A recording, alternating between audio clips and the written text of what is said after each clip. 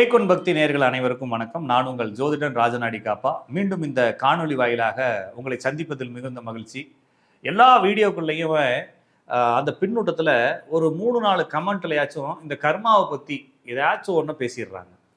அப்போ இந்த கர்மானா என்ன, கர்மாக்குன்ற தியரியெல்லாம் சொல்கிறாங்களே, இந்த கர்மாவை கண்டுபிடிக்க முடியுமா, இந்த கர்மா ஜோசியத்தில் இருக்குதா, கர்மா ஜோசியம்னே பேர் வச்சுருக்காங்களே, அப்படின்னா என்ன சார், கர்மானா என்ன சார், ஜோசியத்துலேயும் கர்மஸ்தானம்னு ஒன்று இருக்கே சார், நம்ம கர்மாவை தானே அனுபவிக்கிறோம், போன ஜென்ம கர்மா தானே இந்த வாழ்க்கை, அப்போ இது என்ன சார், அப்போ நம்மளுக்கு எத்தனை ஜென்மம் இருந்துச்சு இதுக்கு முன்னால் அப்படின்ற கேள்விகள்லாம் நம்மளுக்குள்ள 1000 கேள்விகள் இருக்குது. இந்த கேள்விகள்லாம் எதனிலிருந்து உற்பத்தி ஆகுது அப்படின்னா, நமது வாழ்க்கை என்னவா போகுது, அல்லது இந்த வாழ்க்கை எங்கே போய் நிற்க போகுது, நம்ம எதுக்கு பிறந்திருக்கிறோம், நான் ஏன் இந்த குடும்பத்தில் பிறக்கணும், எனக்கு ஏன் இந்த பிள்ளைகள் பிறக்கணும், நான் ஏன் இவங்க அப்பா அம்மாவுக்கு நான் பிள்ளையாக பிறக்கணும், நான் ஏன் இதெல்லாம் சந்திக்கணும், எனக்கு மட்டும் ஏன் இதெல்லாம் நடக்குது, எத்தனை பேர் நல்லா இருக்கிறாங்க, எனக்கு மட்டும் திருமண வாழ்க்கையில் ஏன் பிரச்சனை வரணும், அந்த பொண்ணையும் அந்த ஆணையும் நான் ஏன் சந்திக்கணும், இதெல்லாம் ஏற்கனவே எழுதப்பட்டதா, அல்லது எல்லாருக்குமே ஈஸியாக புரிஞ்சுக்கக்கூடிய விஷயம் நம்மளுக்கு சரியாக புரிய மாட்டேங்குது, நம்மளால சரியாக நடத்த முடியல, குடும்பத்தை எவ்வளவோ உழைக்கிறோம், காசு வரவே மாட்டேங்குது, கடன் மீறி போயிட்டே இருக்குது, இப்படிலாம் நம்மளுக்குள்ள 1000 கேள்விகள்.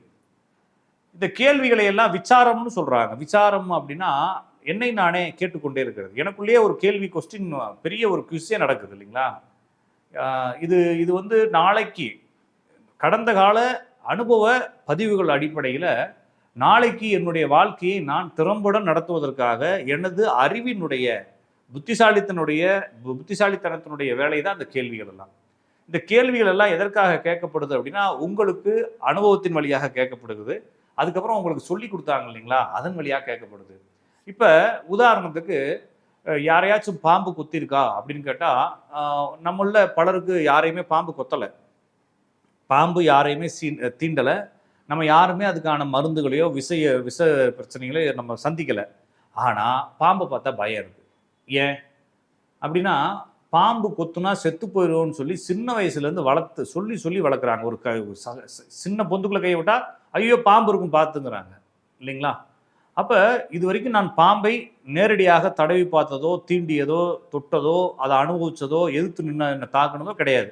ஆனால் வாழ்க்கையில் எல்லா பேருமே ஒரு பாம்பை பாற்றால் பயப்படுகிறோம். இது என்னன்னா, பாம்பு குத்துனா செத்து போயிடுவோன்ற ஒரு பயம். அதுபோல் இந்த கடவுள் மேலேயும் சில நம்பிக்கைகளை நம்மளுக்கு முன்னோர்கள் விதைச்சிருக்கிறாங்க.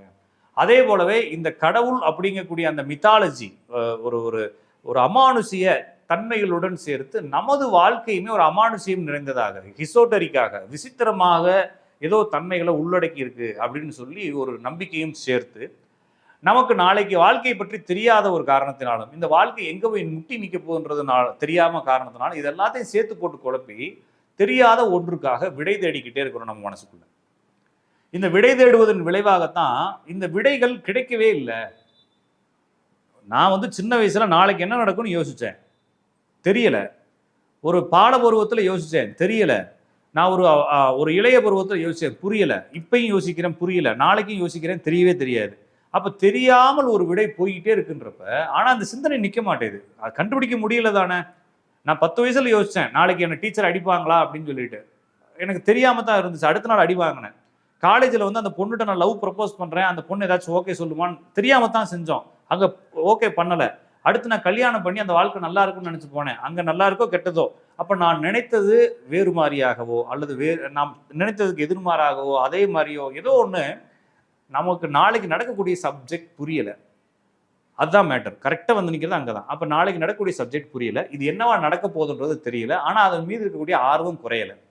அப்போ இதுக்கெல்லாம் மொத்தமாக ஒரு பேர் வைக்கணும்னா, தெரியாத ஒன்றுக்கு தெரியாதுன்னு பேர் வைக்கிறது போல கர்மான்னு பேர் வைக்கிறது. நான் உண்மையிலே கர்மா இருக்கா இல்லையான்றதை பற்றி நம்ம பேசலை. கர்மா இருக்கானா கண்டிப்பாக இருக்குது. அது கர்மாங்கிற வார்த்தை என்ன அப்படின்னா, நாம் இந்த வாழ்க்கை வாழ்வதற்கு ஏதோ ஒரு காரணம் இருக்கிறது, அந்த காரணத்தினுடைய காரியம் தான் நம்ம அப்படின்னு சொல்றாங்க. காரண காரியம், காரண காரியம், காரிய காரியம்னு சொல்லிட்டு மொத்தம் இந்த காரண காரியங்களை 8 வகையா பிரிக்கிறாங்க. அப்ப நம்மளுடைய இந்த பிறப்பு ஏதோ ஒரு காரணத்திற்கான காரியம்தான், அதுல எந்த ஒரு மாற்று கருத்தும் கிடையாது. ஆனா அதை புரிந்து கொள்வதற்கான அந்த அறிவு நமக்கு இல்லை. அப்ப நம்ம என்ன நினைக்கிறோம்னா, இப்படி ஒரு வாழ்க்கை போவதற்கு ஏதோ ஒரு காரணம் இருக்கு, அந்த காரணம் பேரு கர்மான்னு சொல்றோம். தப்பு இல்லை, நல்லதுதான். ஆனா அந்த கர்மாவை நாம் கண்டறியவில்லைன்றதை நீங்க சரியா புரிஞ்சுக்கணும். சார் அப்ப அப்ப ஜோசியம்ன்றது என்ன சார்? ஜோசியம்ங்கிறது கர்மாவை கண்டறியக்கூடிய பணி இல்லை. இந்த உடல் அப்படிங்கக்கூடிய இந்த உடல் இந்த வாழ்க்கையை எப்படி வாழ்ந்து கழிக்கப் போகிறதுன்ற அடிப்படையில இது கர்மாவை சார்ந்த விஷயம் இல்ல, இது காலத்தை சார்ந்த விஷயம் தான் கணிதம். நான் சரியா புரிஞ்சுக்கணும். ஜோதிடம் என்பது கர்ம கணிதம் கிடையாது, கால கணிதம். அப்ப நம்ம என்ன செய்யறோம், ஒரு மனிதனுடைய வாழ்க்கை எப்படி போக போகுதுன்ற விஷயத்த இந்த பிரபஞ்சத்தில் இயங்கக்கூடிய கிரகங்களை சார்ந்து, அந்த பிரபஞ்சத்தில் இயங்கக்கூடிய கிரகங்கள் அடிப்படையில் காலத்தை சார்ந்து, காலத்தின் அடிப்படையில் மனிதனுடைய வாழ்க்கையை சார்ந்து, இந்த மனிதனுடைய வாழ்க்கை எப்படி போக போகுதுன்றதை தெரிஞ்சுக்கிறோமே தவிர, இந்த பார்த்திபன் அப்படிங்கக்கூடிய இந்த இந்த இந்த உடல் அல்லது உயிர் அல்லது இதுக்குள்ள இருக்கக்கூடிய ஆன்மா என்னவாக போகுதுன்னு நம்ம டைரக்டா அறுத்து ஆபரேஷன் பண்ணல. சரியா புரிஞ்சுக்குங்க. நம்ம இதை இப்படி இப்படி டைரக்டா ஆபரேஷன் பண்ணல.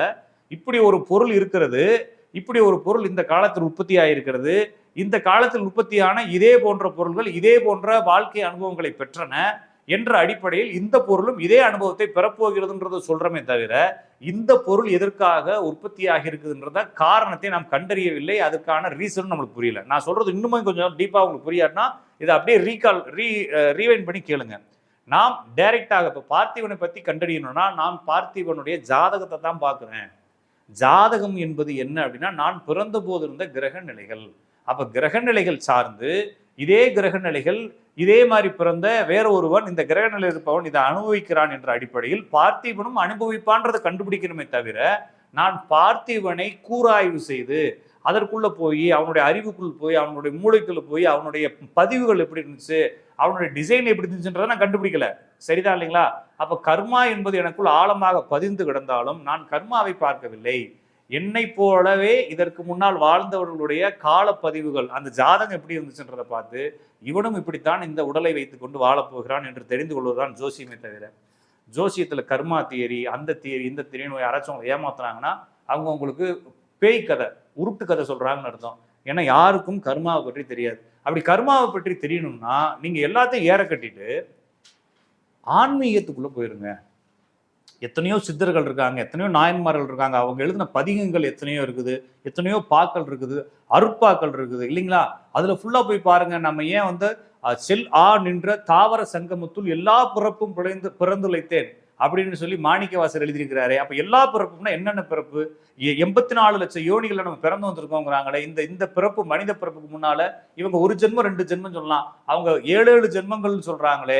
இந்த 7 ஜென்மங்கள்லையும் 49 பிறவிகள்லையுமே இன்னும் 49 பிறவிகள் இருக்குன்னு வளராறு எழுதியிருக்காரு.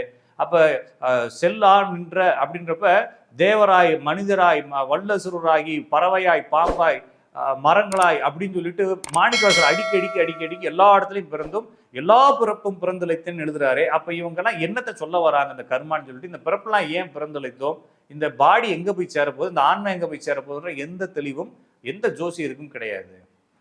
எனவே ஜோதிடருடைய வாயிலில் இந்த கர்மா அப்படிங்கக்கூடிய விஷயங்களை நீங்கள் புரிந்து கொள்ள முடியாது.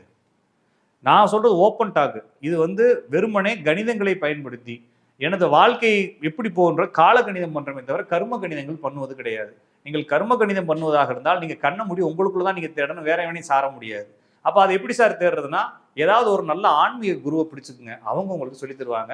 இன்னும் நிறைய தகவலுடன் அடுத்தடுத்த வீடியோக்கள் உங்களுக்கு சந்திக்கும் முறை உங்களிடமிருந்து விடைபெறுவது உங்கள் அன்பு ஜோதிடன் ராஜநாடி காப்பா. வணக்கம்.